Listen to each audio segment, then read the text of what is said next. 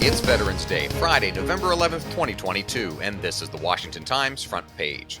Thanks for joining us. I'm George Gerbo, and a special thank you to all of those who have served our country. Former President Trump has steered the Republican Party's ideology for 6 years, but now prominent players are ready to throw him overboard. Tom Howell and Seth McLaughlin report Trump's hand-picked candidates fared disastrously in key races. Mehmet Oz in Pennsylvania ceded a Republican-held Senate seat to a Democrat, John Fetterman, and a pro-Trump candidate in Michigan lost his congressional race on Tuesday after his primary win over a congressman who voted for Trump's impeachment.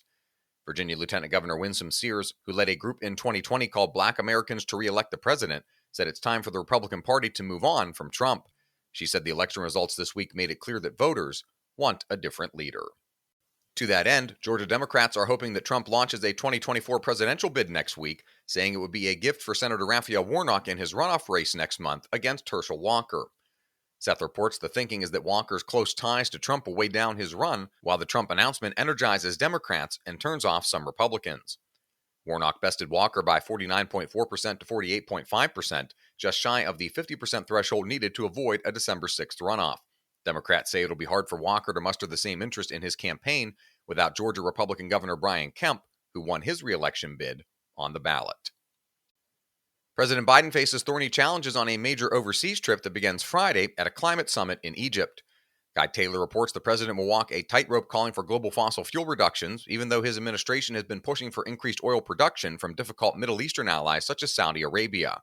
He will then meet with Chinese President Xi Jinping and others on Monday in Bali at the annual G20 gathering. Sandwiched in between will be Biden's first in-person trip as president to the annual gathering of leaders from the Association of Southeast Asian Nations in Cambodia on Saturday and Sunday. You can read all of these stories at WashingtonTimes.com/front page. You can also find the entire lineup of news, commentary, and sports podcasts at the Washington Times at WashingtonTimes.com/podcasts. Under a new proposal, professors at West Virginia University would be graded on their diversity and social justice efforts that would let administrators fire educators who come up short, including those with tenure. Sean Salai reports WVU professors have until Friday to offer feedback on an equity-minded revision of the school's guidelines for faculty appointments, evaluations, promotions, and tenure.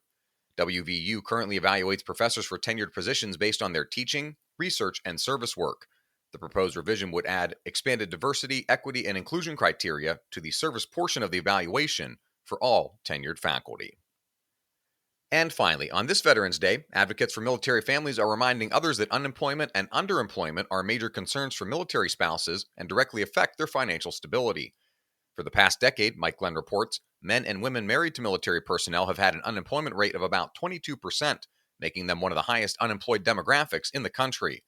Surveys showed that an overwhelming percentage of military families think the unique nature of life in the armed forces, specifically the frequent moves, affect a spouse's ability to find jobs at their experience or education level. Most agree or strongly agree that military service negatively affects their own careers. In 2011, the Pentagon established the Military Spouse Employment Partnership to link family members with potential employers. More than 600 companies have signed up to recruit and retain military spouses. Find all of today's front page stories at WashingtonTimes.com/front page or on the Washington Times app, and find us wherever you get your podcasts. Just search Washington Times in any major podcast app. You can also find us on Twitter and Instagram at Wash Times for breaking news, sports, commentary, and more. For the Washington Times, I'm George Gerbo.